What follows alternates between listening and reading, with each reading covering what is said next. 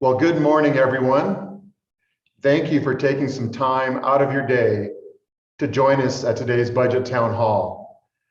I greatly appreciate the opportunity to give you an update on UNC's fiscal year 2022 budget outlook. Michelle Quinn, Senior Vice President for Administration and Chief Financial Officer, and I will lead the presentation, which will take about 45 minutes to an hour. We will leave the remaining time to answer questions, in which all members of our cabinet will be available to answer any budget-related questions pertaining to their respective areas. It's important to us that we leave plenty of time to address as many questions as possible.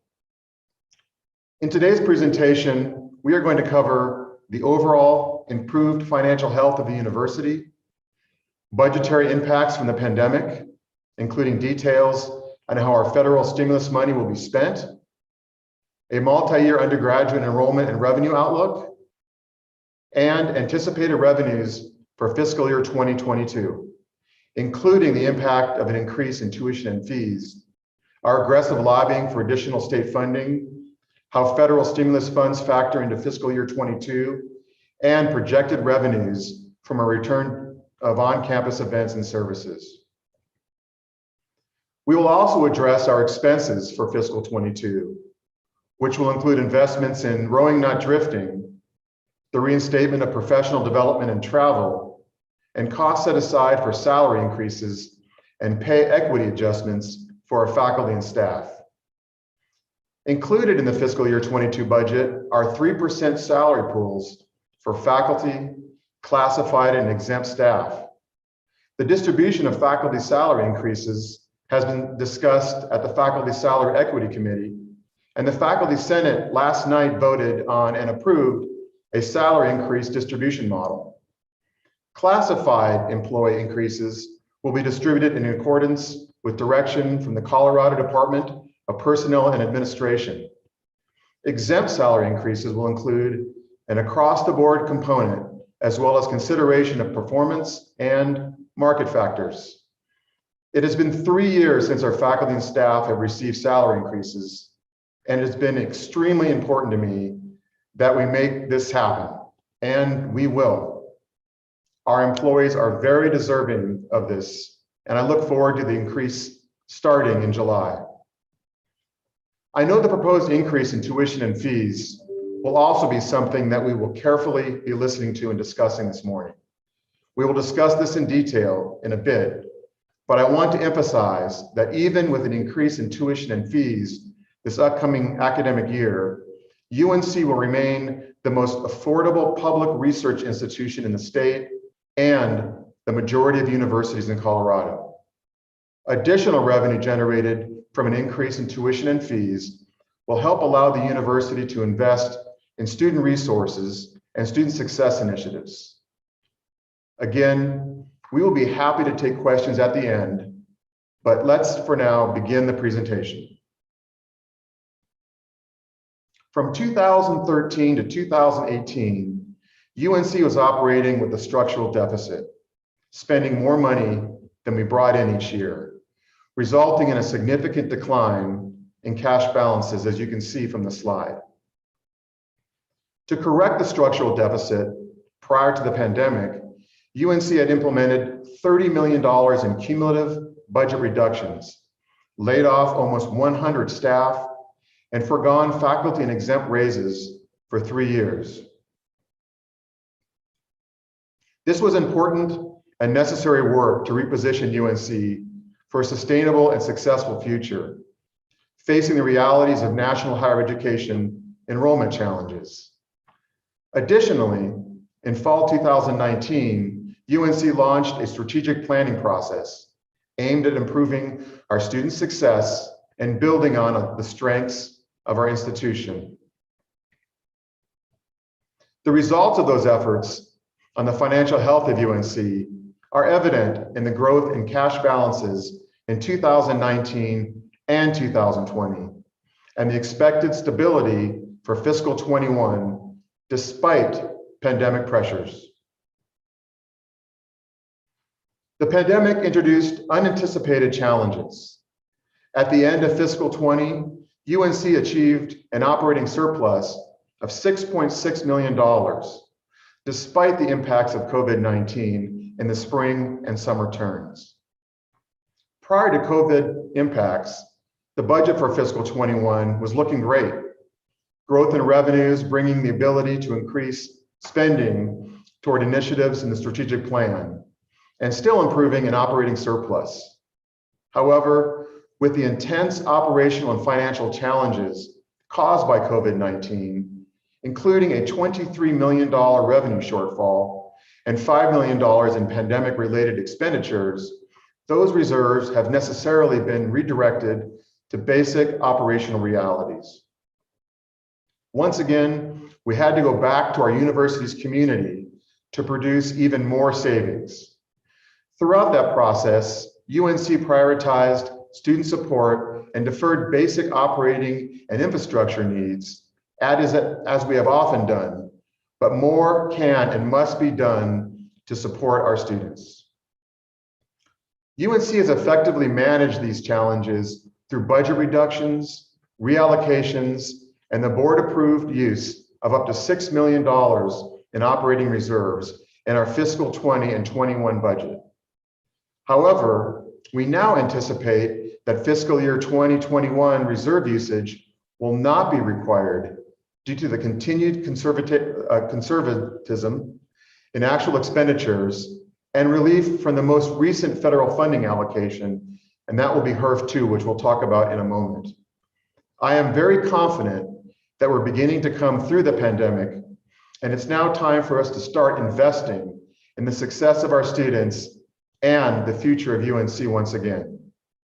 To do that, we need to examine our revenues and expenses and ensure that we have the resources necessary to provide adequate support for our students, to ensure they have an excellent educational experience here and also persist and graduate in a timely fashion.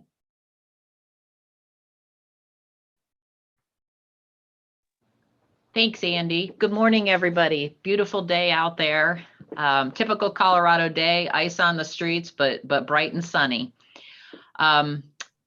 Looking ahead to our enrollment, I want to dive into this just a little bit because our undergraduate enrollment has such a significant effect on our overall finances. And this chart has a lot of information on it. The bars at the bottom show you in blue the number of new first-time freshmen, in orange, new transfer, and in gray, continuing students. Then across the top, the gold line shows you the undergraduate full-time equivalent in total for each of those years. And one of the important things that we've been talking about is the effect of the pandemic on our new first-time freshman enrollment. So in fall of 2020, we experienced a 25% decline in our new first-time freshmen. You can see that in the blue bar, the comparison of the blue bar in fall 2019 and fall 2020. As we look ahead to fall 21, you can see that we do anticipate meaningful growth in our new first-time freshmen. The admissions team, the marketing team, everybody has been working very hard to make sure that we are rebuilding the size of our freshman class.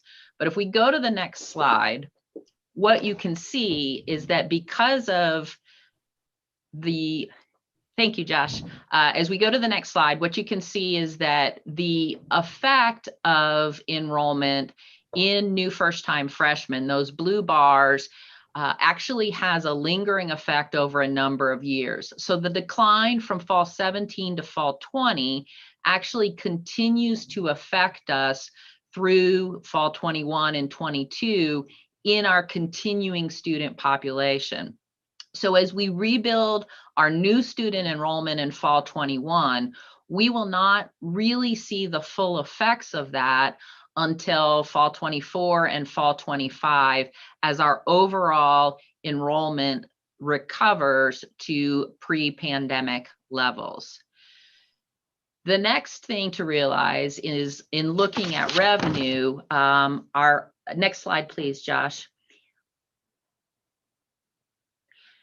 Our undergraduate enrollment has a significant effect on revenue because it is the single largest contributor to our overall budget. So this slide continues the undergraduate full-time enrollment trend. You see that across the top in that gold bar, same one that we saw in the last two slides.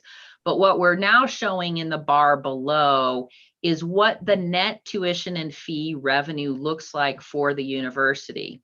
And this shows historical undergraduate net tuition and fee revenue, which means total tuition and fees less the amount that we reinvest in institutional grants and scholarships for our students.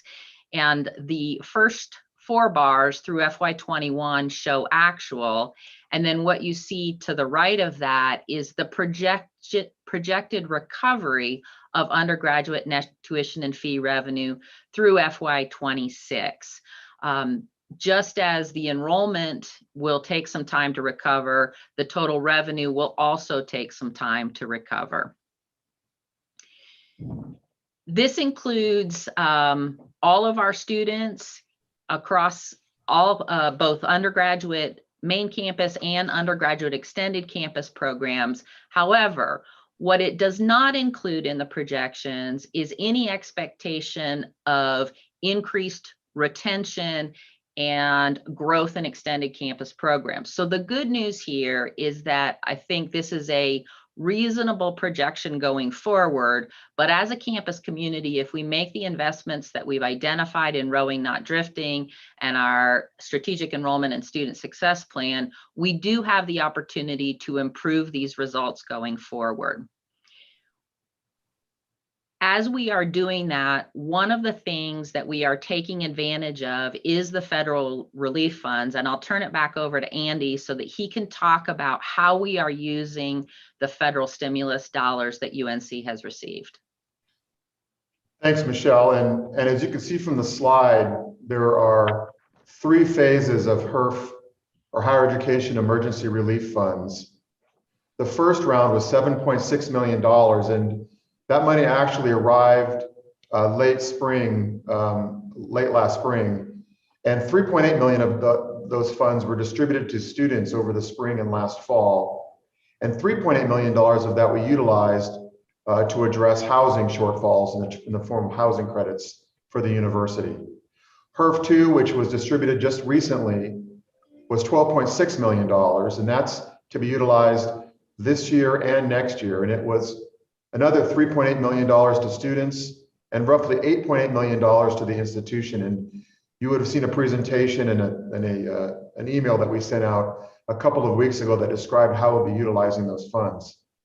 The third round of relief funding, or round 3, is about $22 million, and is to be used in fiscal 22 or next year, fiscal 23 and 24.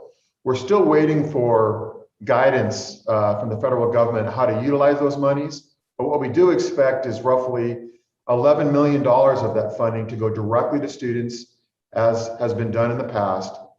And $11 million of those funds would be one-time funding to bridge enrollment and revenue recovery for the university over those 3 years.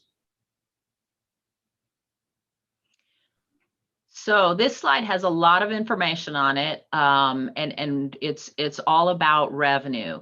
The 3 bars to the left show you our actual fiscal year 19 revenue, fiscal year 20 revenue, and fiscal year 21. This really, I think, highlights the challenges that we have faced with regard to the pandemic. In FY19, which is what I would call sort of our last normal year, we had a $200 million budget. In FY20, when the pandemic began, our revenue declined by $6 million to $194 million. Much of that was related to the late spring and summer, the fact that we could not have on-campus conferences and camps and events and all of the kinds of activities that make UNC's summer a really vibrant place and also bring in important revenue to us. Then, of course, in FY21, the revenue picture declined even more significantly as we faced the revenue effects of decreased enrollment, fewer students on campus in housing, and then all of the kinds of activities that we normally have in our auxiliary operations, parking and continued conference and events, were severely decreased, as well as the fact that we lost 5% of our state revenue in the current year. So by any measure, the work that campus has done to manage continued operations, continuing to serve our students with these significant revenue declines is just laudable and so appreciated, as Andy mentioned at the beginning. Now what I want to do is take you from that $177 million bar, gray bar, through the changes in revenue that build us up to our FY22 budget on the far right. So the first most important thing to highlight is our undergraduate net tuition and fees. And several slides ago, I sort of walked through that although we are excited to be welcoming more new first-time freshmen in our fall 21 class as compared to our fall 20 class, and we certainly are excited about having many more students on campus in the fall than we experienced this year, we do have the lingering effects in our continuing student population of lower undergraduate enrollment levels. So the first orange bar there shows you that the lingering effect of that enrollment decline next year is $3 million in reduced undergraduate net tuition and fee revenue. The blue bar of $4.5 million increase is the effect of the 7% undergraduate tuition increase that we are planning for next year. Then the $500,000 is the effect of a 3% fee increase. So total increased revenue due to rate increases is the 4.5 plus the 5, or $5 million. We are immediately turning around and investing 45% of that in additional institutional financial aid, and that's that $2.2 million that you see in orange. One of the things that I want to highlight that we are doing with our undergraduate institutional aid is in the next couple of weeks, we will be reaching out to both continuing students and new incoming freshmen to provide specific financial incentives for them to live on campus. This is very important because research consistently shows that students who live on campus have greater level of engagement across campus and perform better in terms of their GPA and their levels of persistence and graduation. So we are excited to be offering that to students, and more information will be coming out, again, both to continuing and new students about incentives to live on campus next year. The next piece of revenue, moving to the right, is a $1 million increase from graduate tuition and fee rate increases of 3%. Then we have room and board increases. The first 1.6 million is additional revenue that we expect by starting to return to more normal occupancy levels, although we don't expect that in a single year we'll reach the full historical occupancy that we had in 2019, but we do expect that that will increase. And then the 900,000 is related to a 4% increase in room and board rates. Continuing on to the right, you'll see a $7.1 million increase in state funding. I believe that this is the single largest increase in state funding that we have seen in the more than 20 years that I have been here. The $2.4 million piece that you see there is what was recommended in the governor's budget in November. This $2.4 million would have returned us only to the level of funding that we had in FY20. It did nothing to address the needs for increasing our budget for mandated cost increases.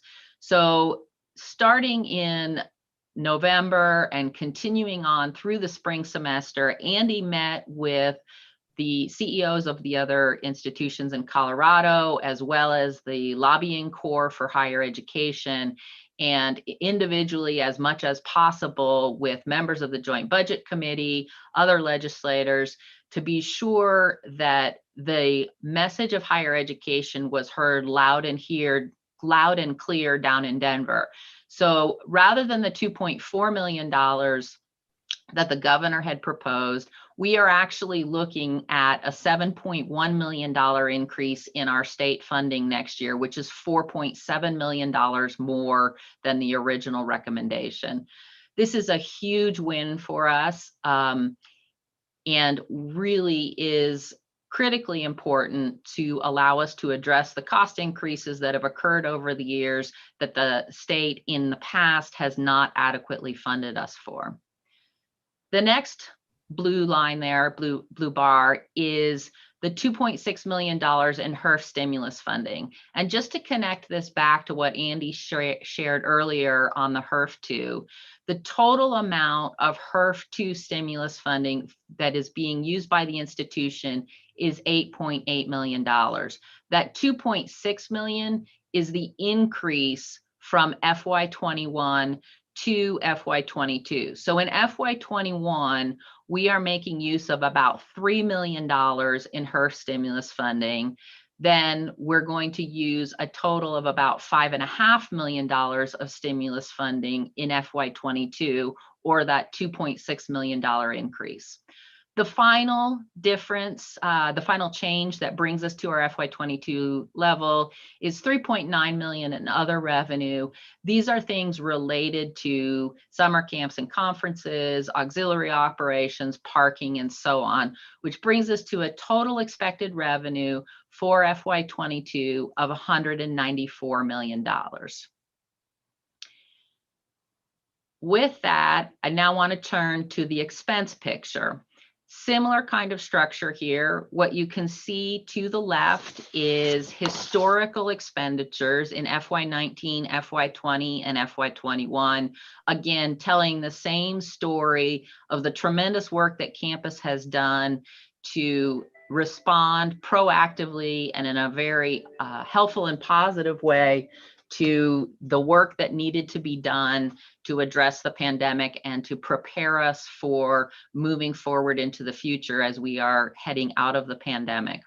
So in FY19, sort of a normal operating budget year, about $200 million of expenses.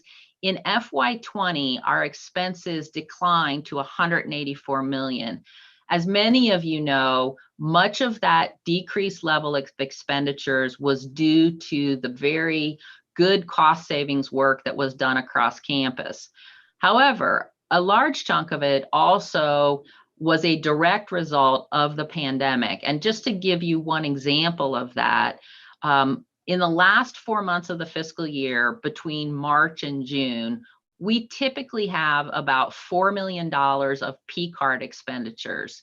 Last year, between March and June, our P-card expenditures dropped from 4 million to just over 2. So almost a 50% decrease.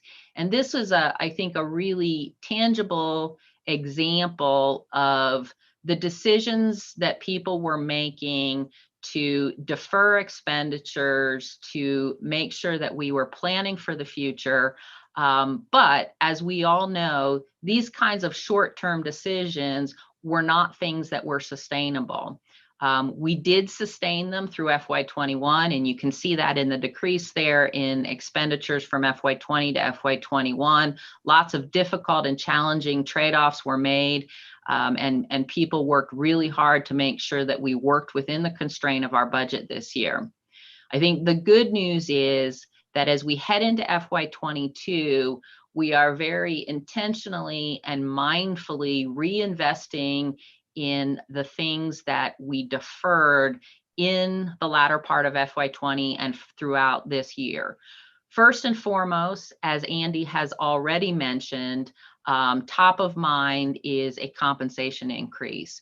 So the value of that for next year is a little bit over $3 million. That includes increases for all classifications of employees, faculty, classified staff, and exempt staff.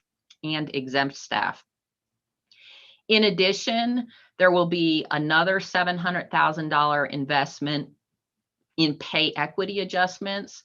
Pay equity is related to ensuring that within the university, we are paying equitably for substantially similar positions. And that information has been shared with employees over the last couple of weeks, and an important part of not only complying with legislation that was passed by Colorado, but also making sure that we are serving our employees well. Another piece that will come back next year is travel and professional development. One of the significant things that was deferred over the last really 14, 15 months, where travel, for all intents and purposes, ceased. And now we are going to be able to reinstate that so that professional development can continue, faculty can present at conferences, and we are returning towards a more normal level of operations. The next chunk of money is related to things like cost of sales. And what I mean by cost of sales is, for example, as we have more students in dining halls and greater levels of activity in conferences, then our cost of food or our cost of sales will increase. We also will be reinstating some of the one-time cuts that we made in supplies and personnel reductions, hourly wages, those sorts of things. The 1.5 million is related to cost increases. This is sort of basic inflationary increases, as well as about $600,000 in utilities. This includes both the effect of utility price increases, as well as the fact that throughout last summer, because buildings were largely unoccupied, we set back temperatures and were able to reduce utility consumption last year. The last piece is there's going to be a noticeable increase in insurance costs as we look into FY22. The overall insurance industry, property insurance, liability insurance, all of those prices are increasing industry-wide, and UNC will feel some of those effects as well.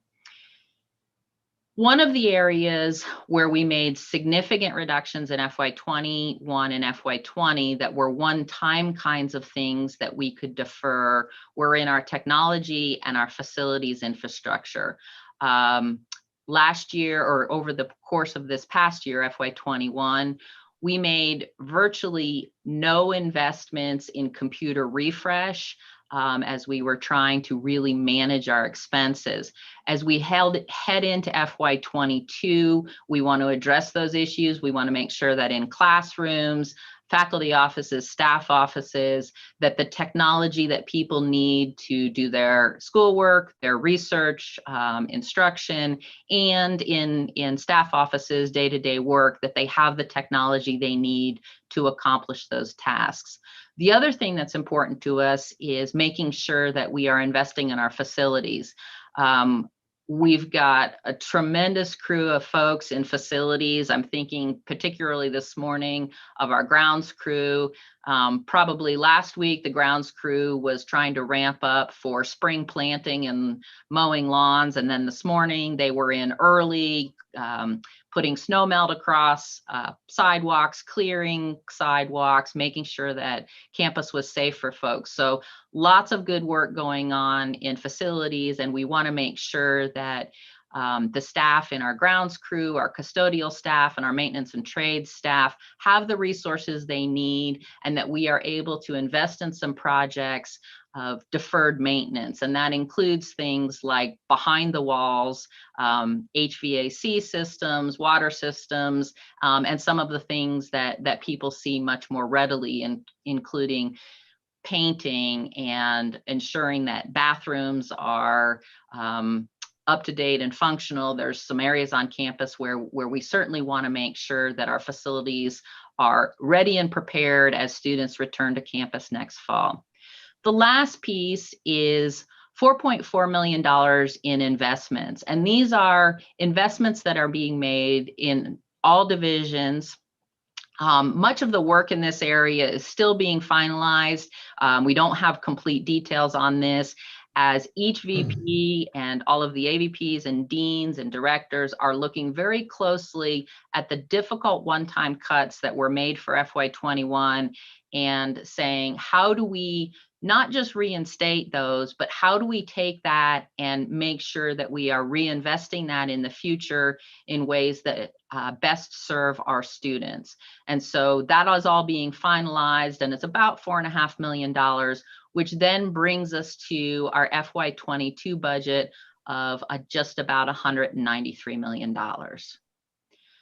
So the next slide recaps the revenue and expense picture for us and shows that in FY20, we had about $194 million of operating revenue, and we spent about $184 million. That allowed us to begin rebuilding our reserves, as Andy spoke about, in about $6.6 million.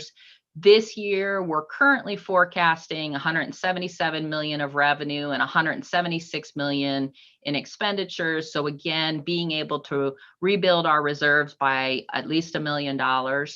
And then as we look to FY22, our operating revenue is returning to just about the level that we experienced in FY20. And we are planning to invest all of that in addressing backload, returning operational levels to a more sustainable balance, and making investments in the things that will help us achieve our vision for Rowing Not Drifting 2030. So that's the quick recap. I do think it's important that we talk just a little bit more about tuition and fees. That's something that we are always very mindful of, and I'll turn that over to Andy. Thanks, Michelle. And the slide that you have on the screen right now really shows the tuition and fees of all of the public higher education universities in Colorado. It also shows on the right column what our projected tuition and fees will be after the 7% increase.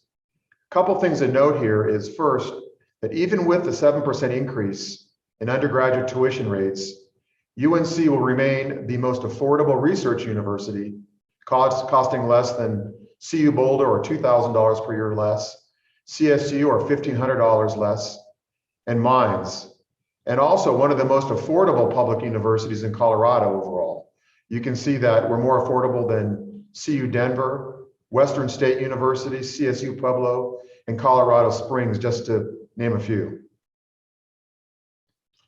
This slide just kind of showcases what these tuition and fee price changes are and the impact. So the increase of the kind of the retail price is $532 annually. But if you take into consideration our institutional discounting, which Michelle described earlier, it's less than $400 per year or less than $200 per semester for our students. And that equates to about $39 per class, per 3-credit class.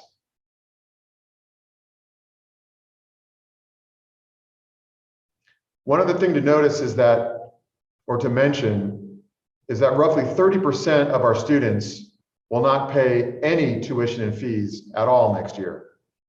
And I think that has to do a lot with the work that we did in investing significant amount of these resources back into institutional financial aid.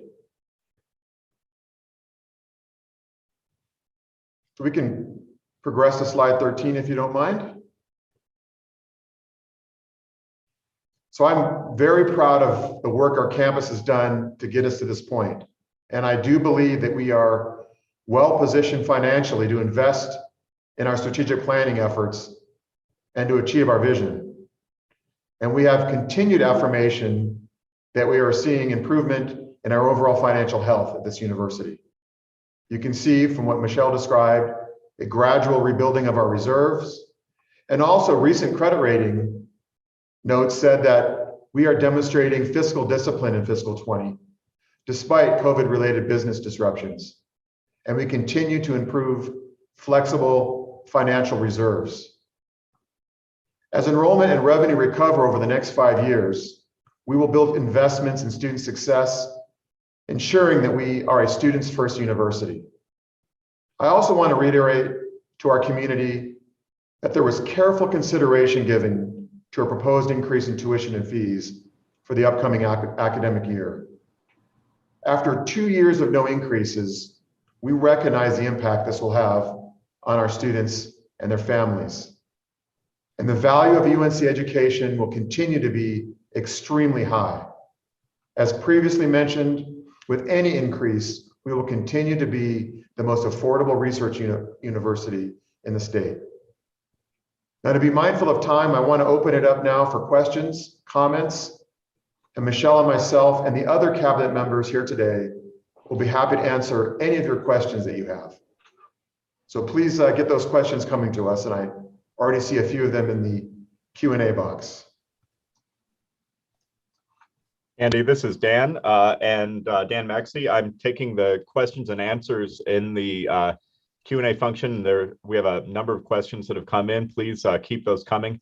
We have a couple of questions about tuition and aid.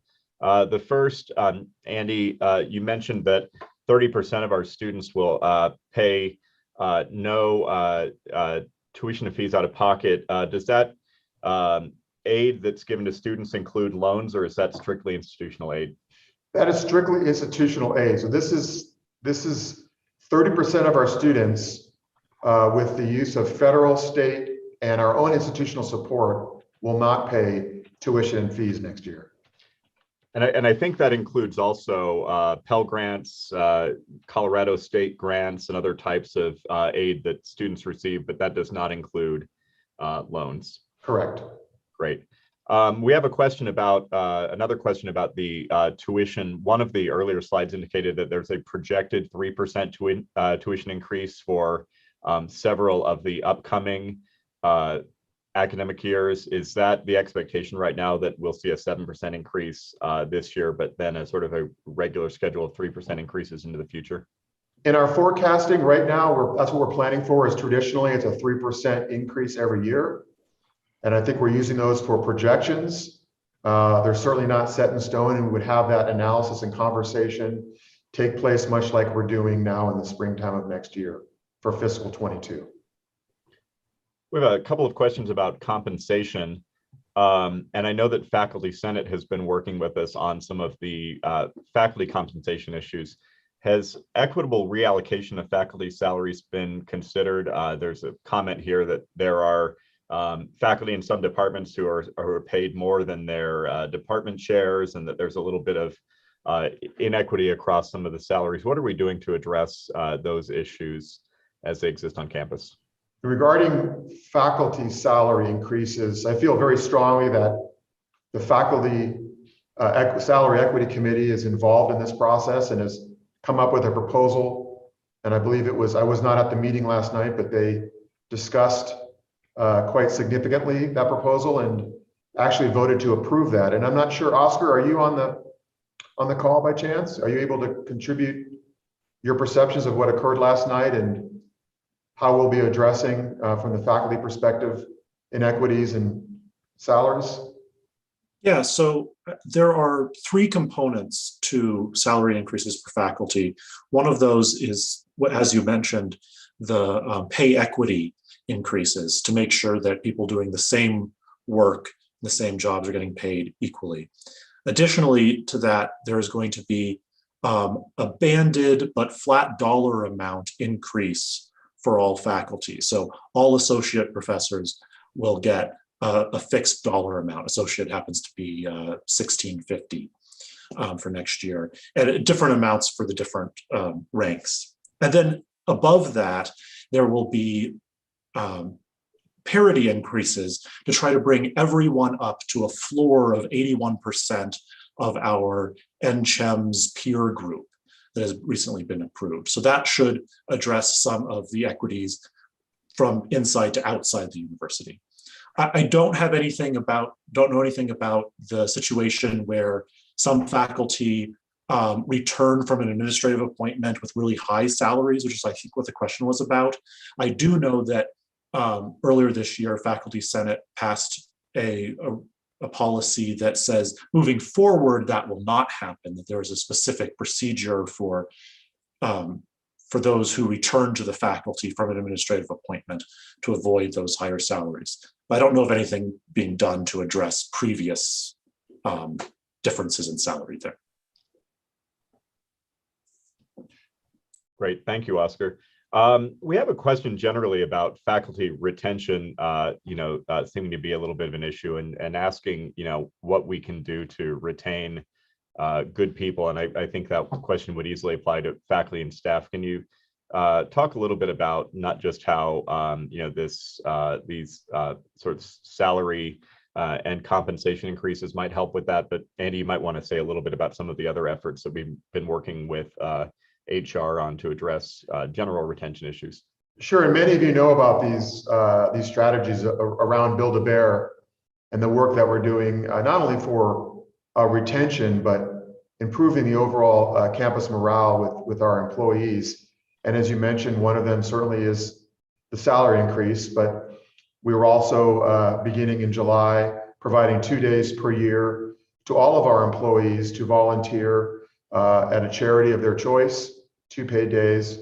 We've also kind of made permanent the time between Christmas and New Year's as leave. We certainly heard from our faculty and staff the importance of doing that. There are other topics. I don't know if Marshall is on the call with us, but if you'd like to join and discuss some of the other things that we're doing, that would be helpful as well. Hey, good morning, all. Yeah, thanks, Andy. The other thing I would add to the ones that you brought up were the addition of the reduced summer work week for all of our staff this summer, where we're going to be closing most of our offices at noon on Friday to allow our staff and to have a long weekend and enjoy a little bit more time down this summer. After what we've been through in the last 14, 15 months, I think that's going to be a really nice addition to our summer plans. Thanks, Marshall. And there are other things that are in the works. If you on the call have some suggestions or ideas of ways in which we can also address retention, I would love to hear them. I know that we're working with the Salary Equity Committee and HR to have a long-term compensation plan that really works towards 100% of salary parity with our NCHEM peers. And that's something I'm committed to doing, and it may take us a few years, but that is something that we will make as a priority moving forward, is the salaries of our employees and ensuring that they're competitive with our peers. Great, thank you. I know we have Provost Anderson with us this morning as well. There's some interest in the fact that we'll be able to return travel funds, and we have a question about when we plan to reinstate travel. I know that we've had some questions about this recently, and what the timeline is for lifting travel restrictions, any remaining travel restrictions that might exist. Mark? So thanks for the question. There are no current travel restrictions for domestic travel. For international travel, we still have a prohibition through the end of June. We are evaluating international travel, and my expectation is that we will not have any internal restrictions on international travel other than our risk management policy, which restricts travel based upon Department of State and CDC guidance. One of the challenges with international travel that we're experiencing, that we've seen, and other institutions as well, is the receiving country. There's still many receiving countries which will not allow travel from people from the United States.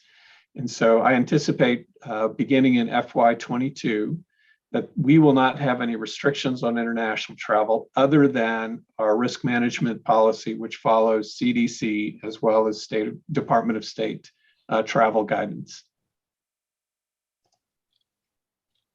Great, thank you for that, Mark. We have a handful of questions about hiring. Andy, I know you've had several recent conversations with faculty and staff units on campus about the ASCs.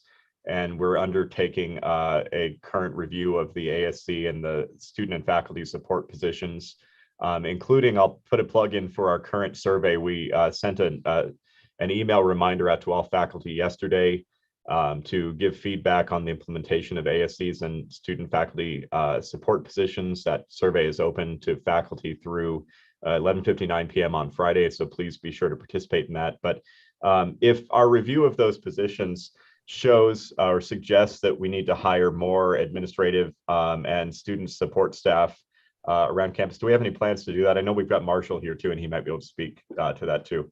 Yeah, I'll start with that, and I'm sure we can bring Marshall on to the conversation as well. And as many of you on the call know, I've been meeting with every single faculty department and school throughout the year, and have certainly heard plenty about ASCs and what's working and what's not.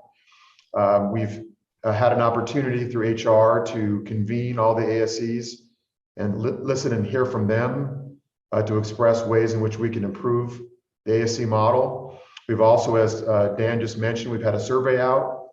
We have other plans for continuing to ascertain ways to improve the ASC model.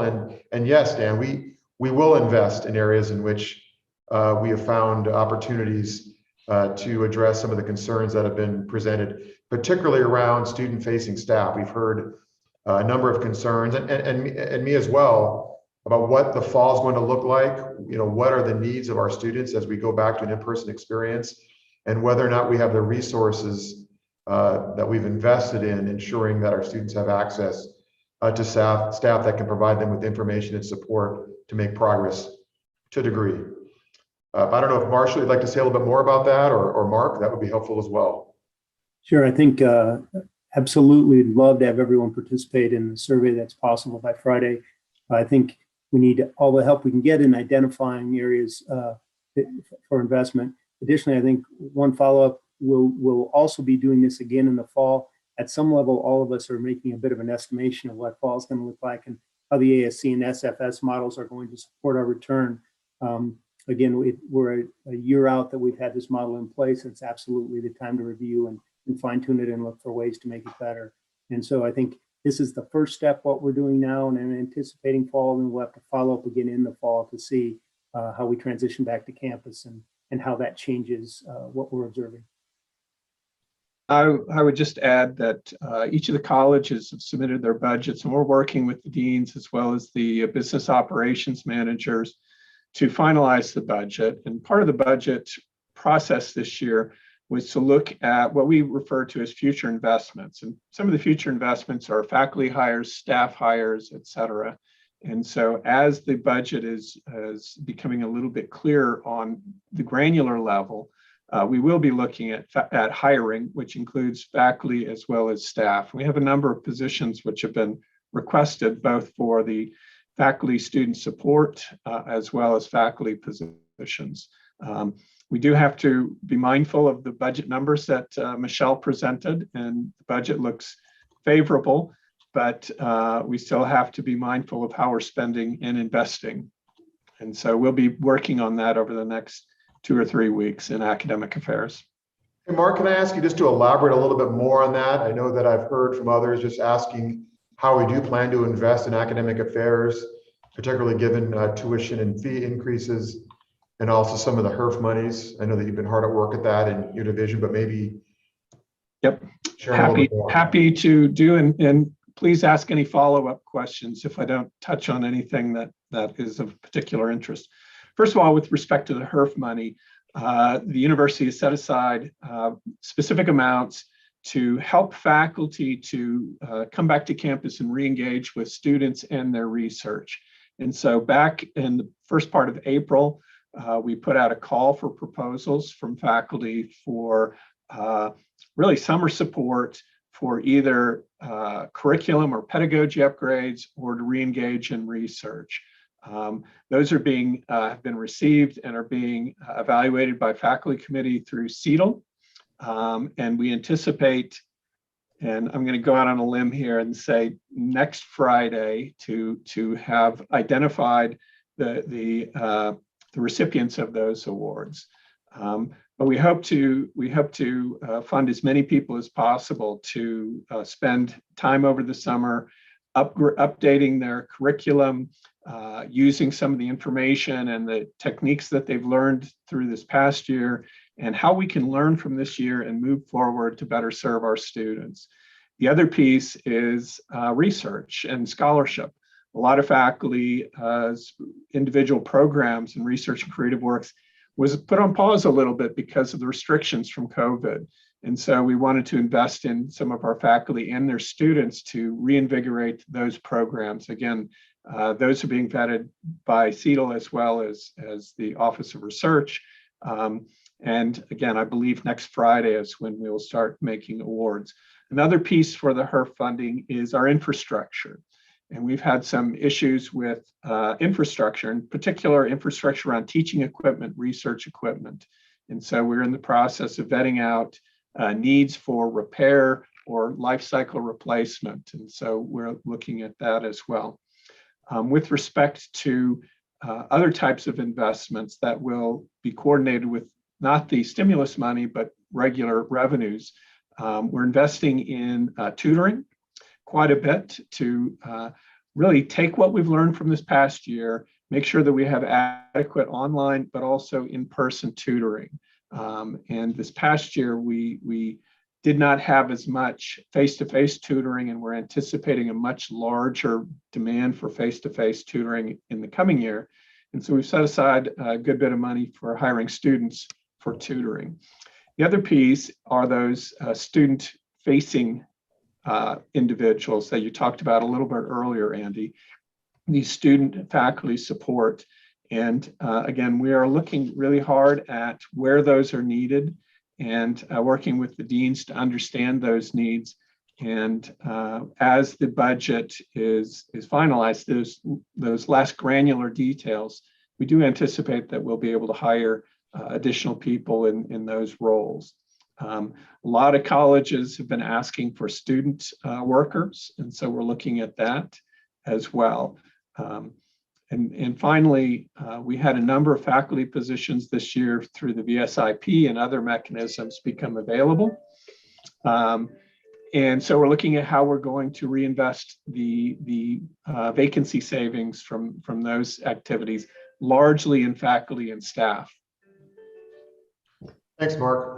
Mark, I wonder if you can elaborate on faculty vacancies in particular just a little bit. We've gotten a couple of questions in the Q&A, and Andy and I, as we've been meeting with various departments around campus, have certainly heard from departments about the impact that faculty vacancies are having in their units. Can you talk a little bit about plans to address some of those?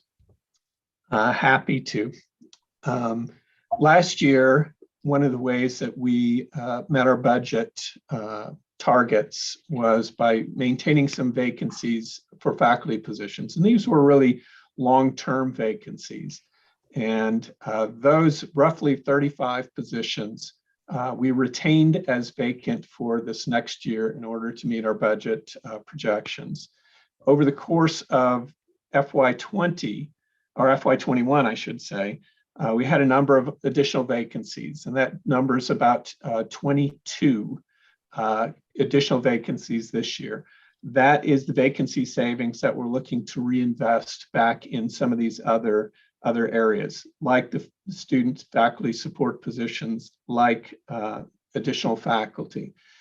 We are looking really hard at workload, as most of you know, as well as trends in student credit hour generation and numbers of students, looking for the pain and pinch points and where to invest. And so the last couple of years, we've only been able to hire a handful of faculty. And we don't know the final number yet, but I anticipate that we'll be able to hire more than we've had in the last couple of years based upon these approximately 22 positions. That translates into about $1.5 million in vacancy savings. We have the details because we're trying to finalize the budget numbers. Once we have the budget numbers, that will tell us exactly how much we have left to invest in strategic new things like faculty hires. And so that will happen over the next couple of years. And there's really two aspects to the faculty hire. One is sort of the emergency for FY22. And so we have those on our radar, and we have a pretty good sense of how many of those positions we will need to hire in order to backfill some vacancy and some gaps in our teaching. And then the permanent hires, which will begin in FY23, that's where we want to be very strategic and looking at some of the student credit hour growth, the number of majors, et cetera. So we'll be doing that before the end of the spring semester so that we can be ready to be in market before the fall semester begins. Great, thank you, Mark. We have a couple of questions about 60-day holds. I know that that was a strategy that we implemented a few years ago in response to some of our budget work. And I know that that's a topic we've talked about as recently as this week. So Andy, maybe you can say a little bit about what we're— Yeah, we're actually discussing this at Cabinet tomorrow, but I think the 60-day hold will be leaving us tomorrow. And so we'll just stay tuned for confirmation of that conversation, but my thoughts are that we'll be no longer utilizing the 60-day hold moving forward. Great. We've received several, and nobody will be happier to see those go go away than me. So thank you. We have a few more questions about tuition.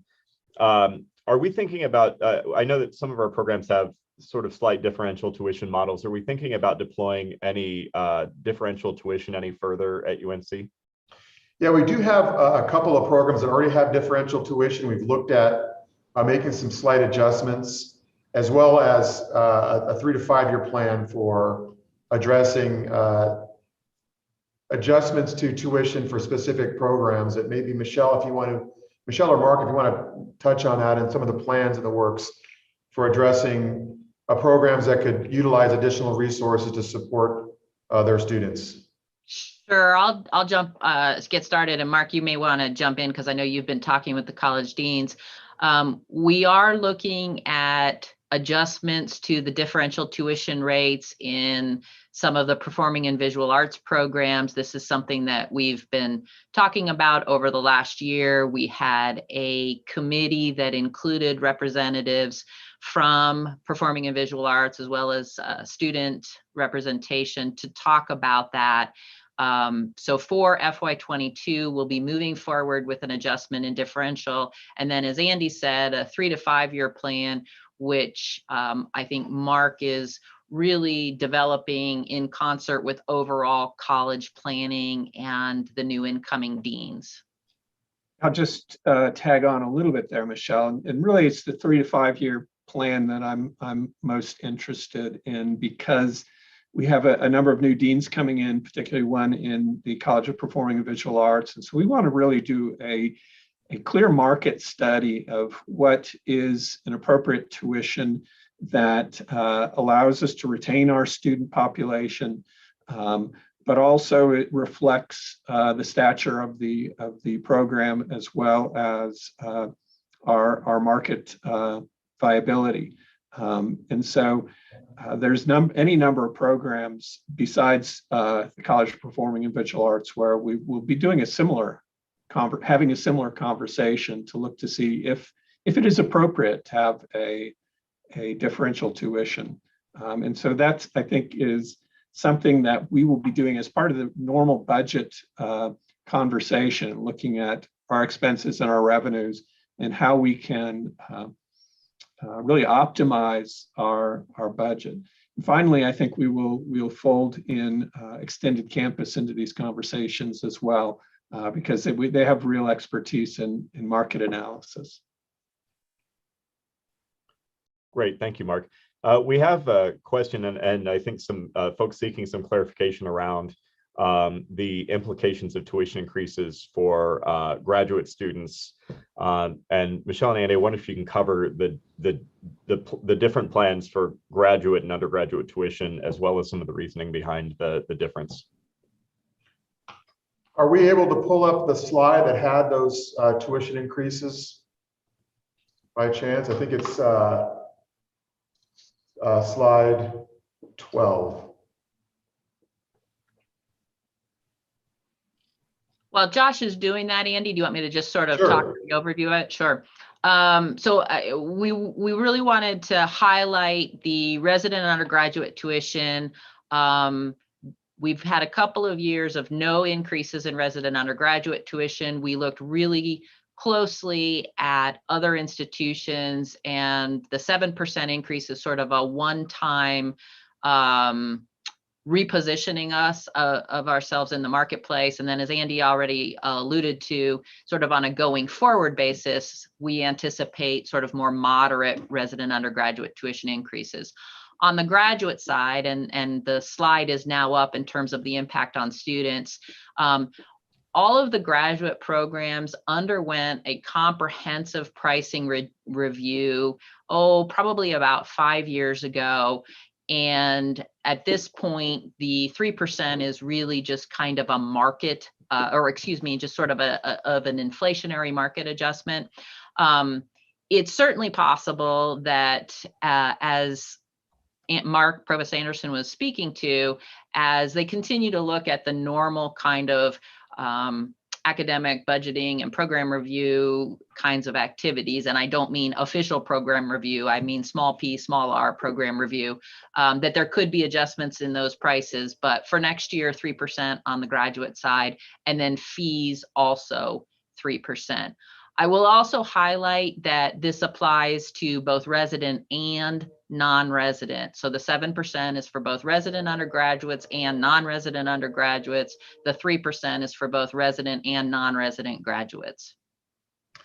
Yeah, and as you can see on the screen, the numbers speak for themselves. And just to reiterate that the average increase for an undergraduate student per class is $39 for a resident student, and it's approximately $81 for a non-resident student per class. It comes out to about $387 for the entire year, and roughly a little less than $200 per semester. You'll also see the fee increase on average is about $50 to $75 annually for a full-time student. And Michelle, just another point of clarification, I guess. International students' tuition, I assume, fits into the non-resident category. So international students would see commensurate increase at those levels. Is that correct? That's exactly right. Great, thank you.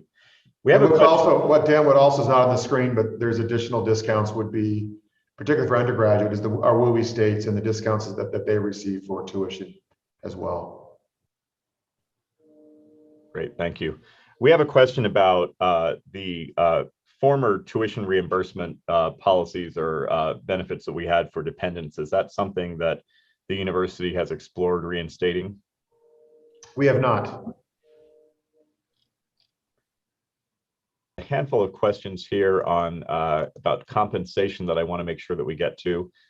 For salary increases, the question is, did we indicate that a 3% salary increase would take effect in July 2021 for all faculty and staff, both exempt and classified? And do we anticipate that that means that we'll have future salary increases in future years as well? Yes and yes. So the increases will start July 1st. They're for the upcoming fiscal year, fiscal 22. And my plan again is to, working with the faculty and the staff, has come up with a long-term compensation strategy that gets our employees up to our peer averages. Great, and I'm going to ask Marshall to chime in for this next set of questions. We have a couple of questions about exempt salary increases and ranges and some of the equity issues there. Marshall, can you talk a little bit about some of the work that we're doing to sort of balance exempt employee compensation?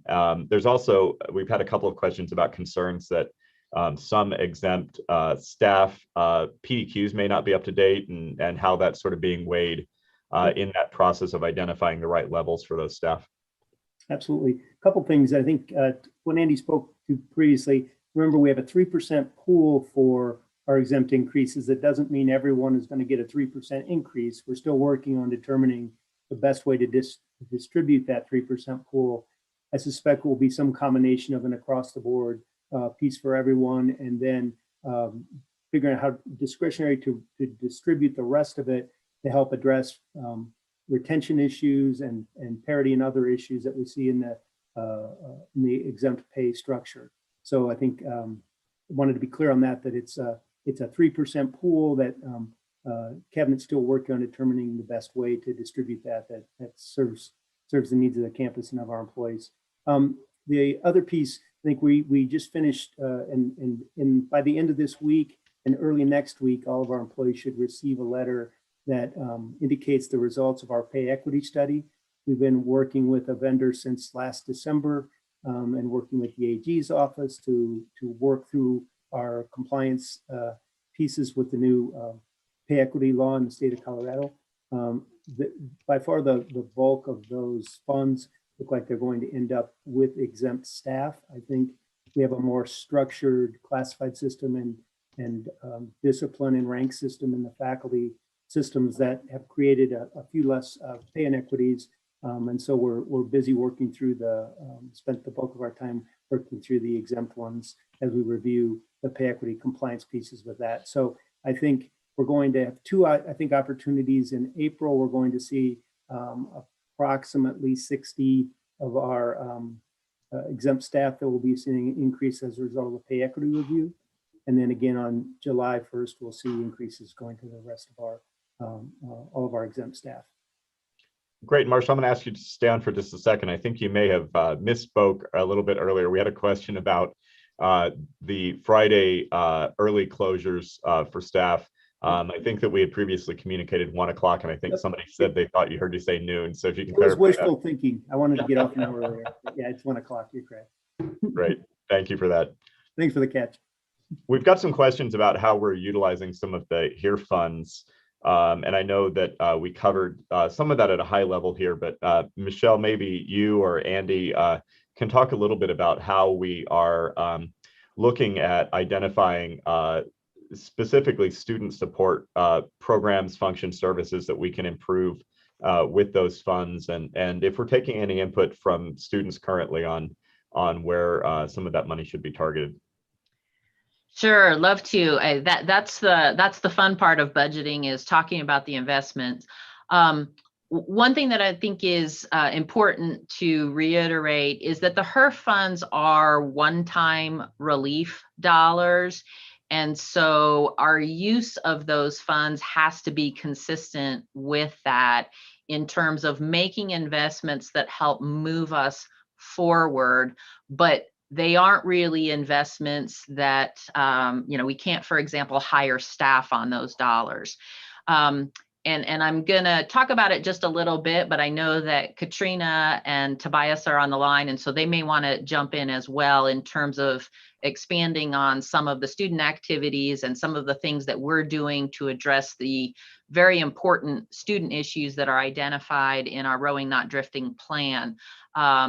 There's some general categories of things that we're looking at there in terms of recreation center and student activities, as well as cultural centers, and also importantly, really providing an inflection into moving us forward on becoming an HSI. So I see Katrina has turned her camera on, and I think she may be able to talk a little bit more about specifics and how they're working on identifying how those will be spent. Great. Thank you so much, Michelle. Good morning, everybody. This is the fun part of our work. And so in the Division of Student Affairs, we put out a call to all of the departments to let us know what kinds of items that we either had to temporarily hold for last year, or things that we would really love to have if we had one-time dollars that had to be spent in a finite time, and what might some of those things be. So we really appreciated all of the input we got from the division, and knowing what students need from all the various areas or would like, for sure. And so Bear Welcome, we will have some additional dollars to support our efforts. We know we want to have a very robust Bear Welcome that lasts about 2.5 weeks, I believe, from the time before students arrive to first week and a half or so into the semester. We're looking forward to some opportunities with the city, as well as, the traditional events like Convocation and Taste of UNC and some of those things that students really love. We also, as was mentioned before, having some opportunities for students living in the residence halls to have some additional incentives, because we certainly know that students do, have more connection when they're living on campus with us. Bear Pantry could use some more equipment and refrigerators and those kinds of things that allow us to have more fresh food. So we'll be doing some work there, as well as for the Counseling and Rec Center, some online scheduling and services software that will really assist in the work that they do. There'll also be some recreation equipment sort of on campus. And I'll get to that in just a second. I've got 2 lists going here, as well as having an opportunity for software both in student life with clubs and organizations, and being able to really connect to students' co-curricular events, activities. And similarly, in career readiness, we will be investing in a software platform that will allow us to create the digital badging and micro-credential work that we've been talking about now for a couple of years. And so folks are so excited to get that up and rolling. We've got a campus-wide committee working on campus readiness or career readiness. And so we'll get those pieces put together. Also, I'm super excited about the opportunity to purchase some artifacts and other types of things related to our HSI efforts, but also thinking about our staff and faculty onboarding process materials. So as we are getting ready to make some announcements to the campus about the work that is done and the work that is to come, I think that those are going to be really important funding opportunities for various initiatives that we have going in the next year. Similarly, we've got some cultural center equipment and furnishings that will be purchased. I don't know if this is too much detail, but this is the fun stuff, as well as some staff development opportunities and faculty and staff onboarding types of things with our DEI work. Let's see, I think those are the big ones here that are kind of on my list. And similarly, being able to bring back a few positions that were temporarily held back. And so we've got positions in HRE and dining, career readiness, student life, equity and inclusion, counseling center, just to name a few of those. Let me see if I can real quickly find. Katrina, Yes. One thing I did see in the chat, and maybe you could elaborate a little bit more, is HSI and some of our investments and our plans and the work that we're doing right now would be maybe helpful for the audience. Oh, absolutely. Happy to do that. So we are, we've been in the process of working with a small working group. I think our intention was sort of to start a big task force right now. We know lots of folks want to get involved, but we thought we wanted to kind of put some pieces in place. So when we have the large engagement with the campus, that we really have a very set way of some of the things that need to be done, that we would love the campus engagement with in furthering those things. So some of the things that we've been working on is working with the Social Research Lab to create some processes that will happen this summer with our administrative divisions, that will be an opportunity, kind of like I don't think they would call them town halls, but getting folks together, both virtually and in person, and really letting folks really give us a sense of what kinds of things, initiatives, and strategies are already in place as we become an even more diverse and inclusive campus. And then what does it mean when we think about our Latino, Latina, Latinx student communities and faculty and staff? So we'll be gathering some information, and then in the fall, we'll work with faculty and students. So we kind of have these opportunities to kind of get a little more in depth with these various groups. And then the Social Research Lab will help us cull all that information together. From there, we'll be looking at our goals and strategies to implement for the next cycle of our HSI planning and the rowing, not drifting, as those things work in concert. The other thing, we're getting ready to also put out some media with videos with students sharing their perspectives about why HSI is important. We've also got some sort of more statistically, some more information that also has some data and some other aspects of Greeley, Weld County, Colorado, and why HSI is so important for us in these realms. We've also are working with some faculty and looking at some summer projects that we'll be able to institute to kind of move some things along, as well as working with CEDL with our communication and marketing area. We've got a website that's getting to a place of coming online probably in the next month-ish or so. And so there's a lot of that sort of base development happening. So as we're then able to think about working with the local community, with our District 6 school systems, Ames Community College, and really, the aspects of the institution as well as our local community, and really getting folks involved in those ways. And so that'll take us right into that next phase of phase 3 of the HSI 2025 plan. So those are some of the things that are happening, and we're just getting ready to get some pieces out.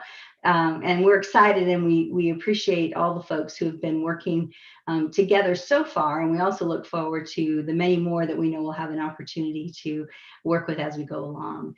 Anything I missed in there, Andy, that would be helpful? That's plenty. Thank you very much. Sure. One more thing, a shout out to the faculty, staff, and we have 4 tremendously committed students who've been every week at these meetings and doing the work. And so I just appreciate the efforts for sure. So thank you. Great. Thank you, Katrina. Andy and Michelle, we have a handful of questions about layoffs. I know that we've had some layoffs in recent years. We've talked a lot here about some of our plans to invest. Are layoffs something being considered right now? They are not. Great, thank you. Michelle, similar to my question about investments in student support services earlier, we had a specific question about whether we've thought about investing in sort of more efficient sprinkler systems on campus. And I wonder if you might just speak a little bit about some of the types of campus improvements that you're looking at, how some of those decisions were made. Oh, another question that I love to address. Yes, water usage and water-friendly landscaping is certainly something that is very much on our minds. I do want to mention we have a very active student group, the LEAF group, Leadership and Environmental Accountability, and I've forgotten the rest of the acronym, but they certainly have been extraordinarily helpful in guiding us as a campus into ways of conserving our natural resources, including water. I will also mention Sarah Boyd, who is relatively new here on campus. She's our manager of landscaping and grounds. She comes to us from the city of Greeley and had been involved in a number of the city park projects that we've seen in Greeley, where they have transitioned to native and low water grasses. One of the first things that she did when she came on campus is that she's already been experimenting with different kinds of turf. Over in West Campus, kind of near Nottingham in what used to be called the Xeric Park. She's done some work testing some turf, one of which I'm trying to think of the name of it. It's like something dog. It's a hybrid. I think it comes from South Africa, and it's a low water usage kind of material. So that's a priority for her, certainly part of our plans going forward. And again, I can't be thankful enough for the work that LEAF has done. They are very mindful about investing in all kinds of projects, including, some of the trash receptacles and solar powered charging stations and things like that help us make sure that we are conserving our natural resources. Great, thank you. Question about tuition. Andy and Michelle, maybe you can tell us a little bit about how we've been communicating with students about the tuition increases so far, and how we'll continue to share that information with students after this town hall. And Sure. I'd also want to talk a little bit in there, Michelle, about how students will see the tuition reflected in their aid packages in the coming weeks. Sure, I'll just start with, we've had, besides this meeting, which we opened up to all faculty, students, and staff, and I see students that are on the participant list.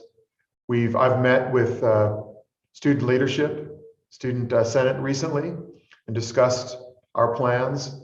We had a finance and audit committee earlier in the year in which we discussed and described this. We've sent out numerous emails and messages to our campus community as well regarding our plans. And there'll be continued conversation and dialogue up until the point at which this goes into place, which will be at the end of this fiscal year. Hey, Sandy, and just to add to that, specifically related to financial aid, our financial aid office has been extraordinarily busy this year, not only doing their normal work, but they also have been the folks that have made sure that we have distributed the student HERF funds throughout the course of the year to get those in the hands of students. Right now, their top priority is getting financial aid award offers out to new students. Those will be on the street within the next couple of weeks so that our new students can know what to expect. Those packages are based upon the assumption of a 7% tuition increase. And then our continuing student financial aid award packages will be out in early May as we wait for final grades to come in so that we make sure that we are appropriately basing merit awards on academic performance this year. So students should see that in their awards coming forward. Great, thank you very much. I'm going to ask Marshall, he might want to chime in on this next one. We just have a little bit of continuing questions coming in about how we might continue to address equity issues in the future. Right now, we've got a means to handle this at one point in time, but is there a plan to revisit these issues as we move forward, both for faculty and staff? We've had questions on both sides of that. Yeah, absolutely. I think our current plan with the pay equity model is to revisit and do the analysis each spring. So it's a continual process to continue to make sure we remain in compliance with the Pay Equity Act. So I think we'll do an annual pay equity study, make sure that we continue to invest in our staff and faculty. Hey, Marshall, maybe talk also about the equal pay for equal work that we've just recently implemented as well. Yeah, absolutely. I think I mentioned earlier, all of our employees, faculty and staff will be receiving a letter in the next week that talks about the specific results of the analysis on the Pay Equity Act, how it impacted them individually. Those will all be going out this week. Also went live 2 days ago on the HR website with some really good information about the Equal Pay for Equal Work Act. Other pieces that are outcome of that, other than particular investments in pay, or transparency requirements for posting to be ensured that everyone has equal opportunities of employment here at UNC. So you'll see some changes in our hiring practices that require posting and salary posting, and we can't ask previous pay information from employees, et cetera. So good information on that on my website about how the Equal Pay for Equal Work Act impacts us here at UNC and supports our faculty and staff. Thank you, Marshall. Great. And Marshall, do you want to say a little bit about interim compensation policies and whether there are any changes there? Sure. At this point, we've just have finished evaluating all of our base pay for everyone on campus. So we finished the base pay portion of it. Next, we're working with Mark and his team to look at compensation for directors and chairs and additional stipends and other temporary pay that we have on campus, including interim and temporary administrative roles, et cetera. So next phase we'll start to look at is those interim and temporary pay practices. I'm going to keep you on the hook for one more. How's that? At least one more. Let's go. Can you explain how the salary increases are going to work for exempt staff? So I think we've talked a little bit about classified specifically. We've talked a little bit about faculty and how the pool is being managed there.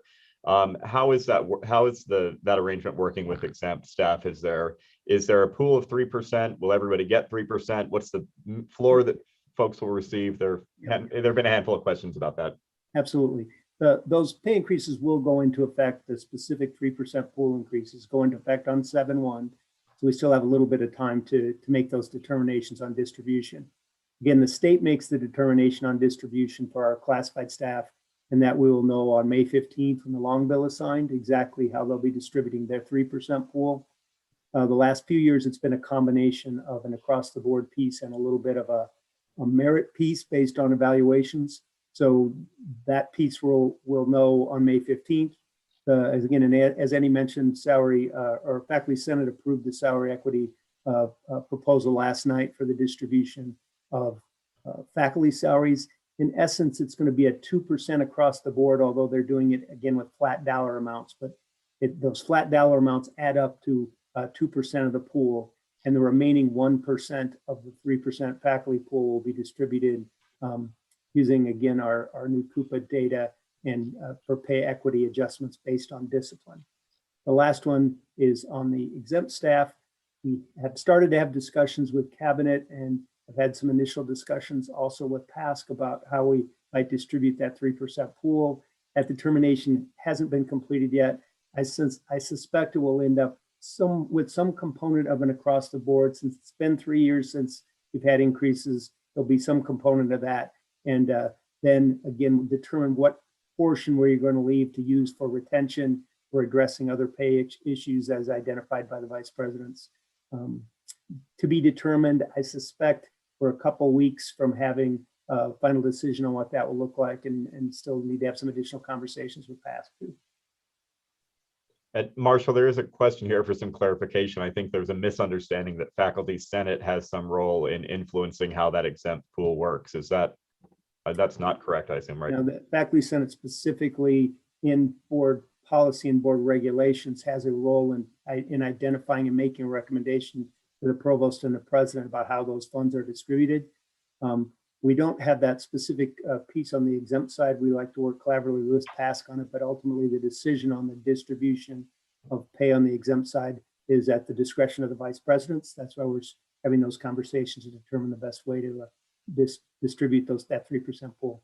And again, it's a lot more fun trying to figure out a way to distribute a 3% pool than what we've had the last 3 years. So. Right, great, thank you. But, Mark, I might call on you to help to answer the next question. Just last call for questions. We've got one left here. Mark, we've got a question about whether there are any plans to reduce department sizes or any enrollments to right size or downsize some of our academic programs. Can you talk a little bit about any plans that you have there? Sure, we have no plans to do that at the moment. We do have a plan, and we've been working on this for the last 2 years, really, to establish some program health metrics. And the reason for that is to really understand the trends in enrollment, the trends in student interest, and then develop a plan so that programs which are struggling with enrollment, for example, we can figure out a way to reverse that trend. And so there is no explicit plan that we're going to reduce the number of programs or eliminate programs or anything like that. But we are taking a hard look at our enrollment and our enrollment trends and trying to use that strategically as we are allocating budget and allocating new positions. I don't know if that answers the question or not, Dan. Well, we have a follow-up here. It may not have. The question is, can you talk a little bit more about program health beyond enrollment and any work that you're doing to sort of examine how expensive programs are to deliver and whether that might influence some of the decisions in the future? We do a deep dive into pretty much all of those metrics: enrollment, cost of delivery, demand for programs, sort of the outcomes where students get employment afterwards, et cetera. And we also look at things like faculty research and creative works productivity, sort of the reputational impact of programs, et cetera. And so it's not one single metric. And this is why it's really, frankly, taking as long as it has, because it's not an easy thing to really put a single or just a handful of metrics on. And so it's not simply about revenue and expenses, it's about a lot of different things. And there are programs which are very expensive to offer that are necessary for the university. And so I think it is a complicated process because there are so many parameters, many of which are not as tangible as others that we need to consider as we're looking at our portfolio of programs. And Mark, what's the timeline for programs to receive that information? I know programs have access to some of that now, but do they have access to all of that now? We're working with Sonia and Matt and the deans to get a dashboard with sort of foundational information available out to programs, ideally at the beginning of FY21. And then to have the programs and the faculty vet through that so that we can get feedback onto what other types of information they would like to have so that they can be very reflective about their own programs. And so if you're looking at a department like chemistry, their needs are going to be a little bit different than a history department. That's going to be different than accounting, et cetera. And so we are looking at some sort of core level of information to get out as quickly as possible. Again, beginning of FY21, and then have programs give us some feedback on what other types of information would be very important and specific to their programmatic needs. Great, thank you very much. We did receive a handful of questions about return to campus for employees, and I'll just say that we plan to share additional information in the coming days about plans for bringing employees back to campus and where there will be allowances for continued remote work where individuals are eligible for that. So please stay tuned for some information there in the coming days. Andy, Michelle, any final words? First of all, thank you very much, all of you who've joined us today, for spending some time discussing this important topic and the fiscal health of the university. I look forward to these conversations continuing, and please share with me, send me email if there's additional questions that we were unable to answer today. We'd love to hear from you. Thanks again for your time. Take care, everybody.